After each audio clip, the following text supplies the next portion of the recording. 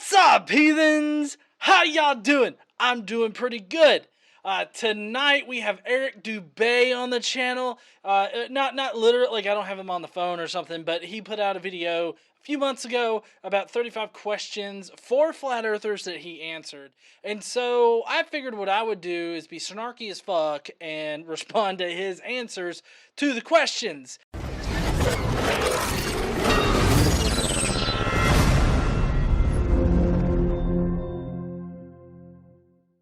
All right, an introduction to flat Earth. Woo! Let's do it. Ooh, dancing atheist.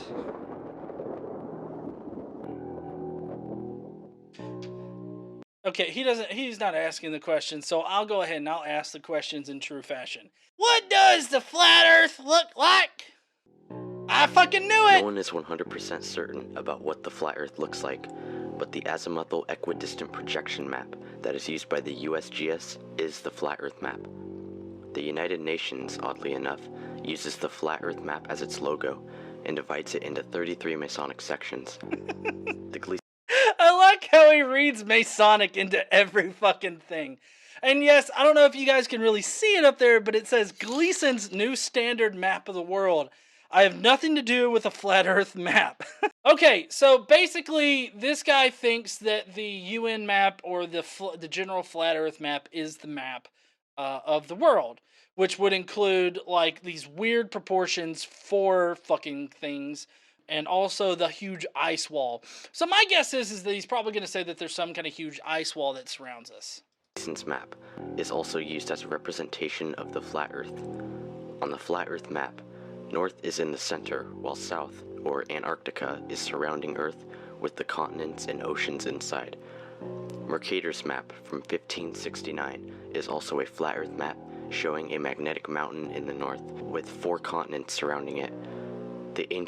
Okay, I don't understand why he puts more emphasis on older maps rather than on newer maps that are proven to be more indicative of the actual face of the Earth. Like, I don't know why he seems to be putting more emphasis on those rather than these. Like, do you not think that we get smarter as time goes on? Like, do you not understand how we gain knowledge? Nations had their own depictions of a flat Earth. What about the Felix Baumgartner Red Bull jump? This is referencing some old shit right here.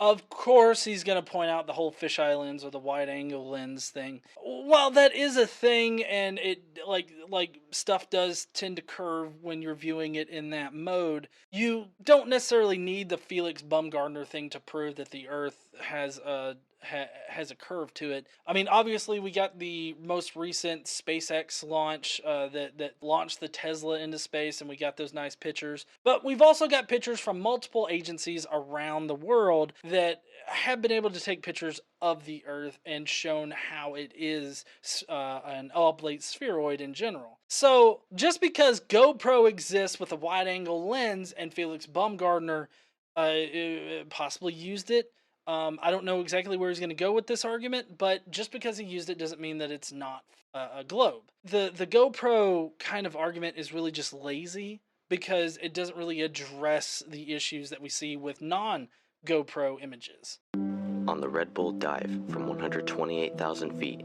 you can notice...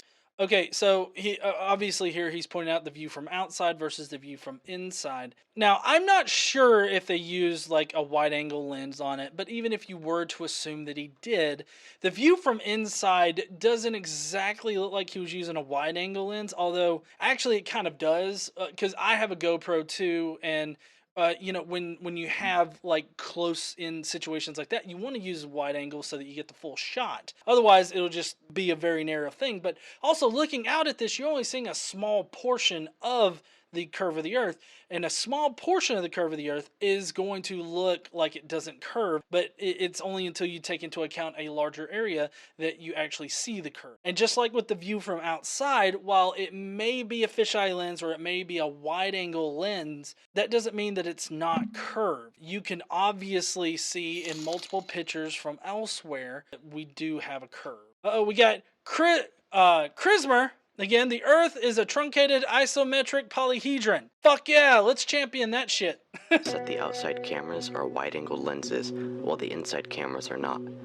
In other words, the outside cameras have added curvature, but the inside cameras show a flat plane through the window.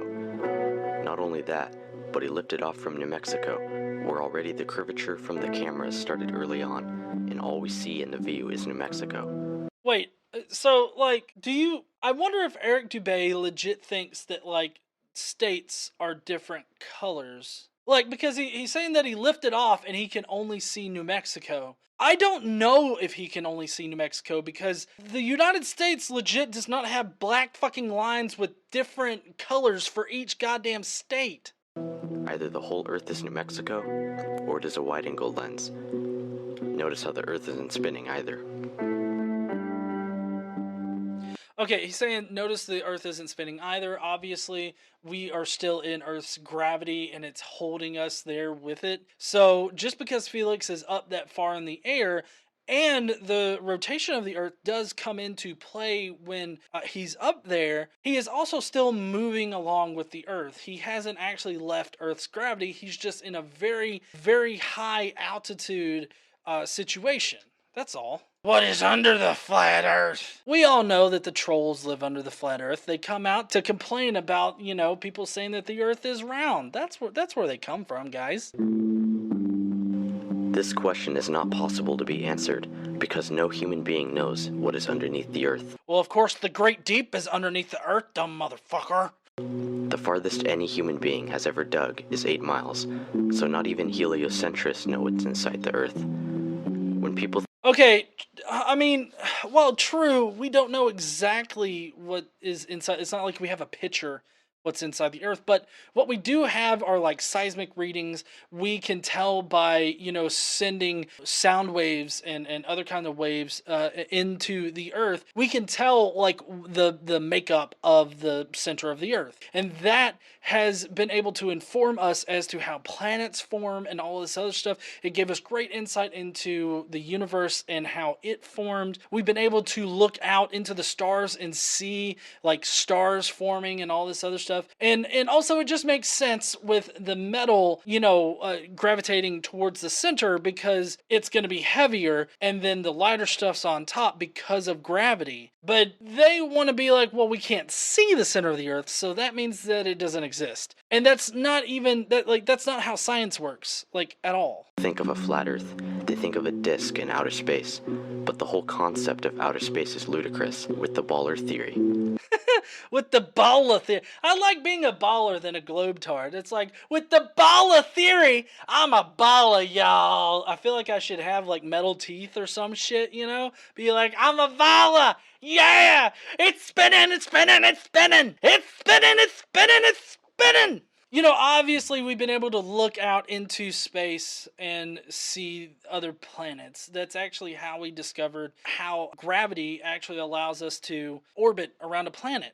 It's how we've been able to learn about the shape of our planet. It's how we've been able to learn a lot of different things. But of course, to him, it's all made up fairy tale nonsense. Many ancient cultures across the plane support the notion of Earth being held upon pillars, but the fact of the matter is, no one can ever know for sure what is beneath the Earth. Well, there's nothing beneath the Earth there, Eric. We're just in space. Like, there's nothing beneath the Earth. More space. Does the flat Earth move? No. On the flat Earth model, the Earth is stationary and is motionless. Earth is sitting still beneath our feet, and it is actually the celestial bodies, such as the sun, moon, and stars, that revolve around us. Okay, so this is a clear case of him not realizing that perspective comes into play here. Obviously, there's way more like at work here. Just because like you can't feel it moving because you don't actually feel motion, you feel acceleration, either in the positive or the negative. That's what you feel. You don't actually feel like movement. Like when you're on a train, you don't necessarily feel the train moving because the train has you going the same speed as it. So basically, this guy just thinks that because he stands there and he sees like the sun move in the sky, that means that the sun moves in the sky. He doesn't consider the fact that maybe the earth is moving. And to say that the earth doesn't move, I mean, as you can tell, it causes you to really kind of mess with your worldview. Like, you have to think that the stars revolve around the earth. You have to think that the sun moves in the sky. It takes a lot more to say those things are real than it does to actually accept the fact, because you have to make these assumptions that are not based in reality. One has ever, can ever, and will never experience motion from the Earth, which is astonishing because mainstream science says that the Earth is spinning 1,000 miles per hour while hurtling 67,000 miles per hour around the Sun, with the solar system shooting 500,000 miles per hour through the Milky Way, while traveling 670 million miles an hour through space. Well, right. And if all of that were to speed up even more or slow down, we would feel the acceleration, like in the positive and in the negative. But we wouldn't necessarily feel like the moving of it. Like it would just feel like we're just here, because that's just how shit works. This guy also doesn't understand relative motion and relativity in general. Yet we can feel none of this. No, because you don't feel motion. Puffaluffagus says Eric should try telling an SR-71 pilot this crap. He should! It would be interesting if he did, because, I mean, he would still deny it to his face, but at the same time, I think that the guy would just, I don't know. I could see an SR-71 pilot, like, punching Eric Dubay. He has the face that you just want to punch on occasion. Bullionator says, I feel the earth move under my feet. I feel the sky coming down. Oh, I feel the earth move under my feet. I feel the sky come tumbling down, tumbling down. Is that how it goes? Yes. What about the satellites, ISS, and the Hubble Space Telescope? Come to the dark side.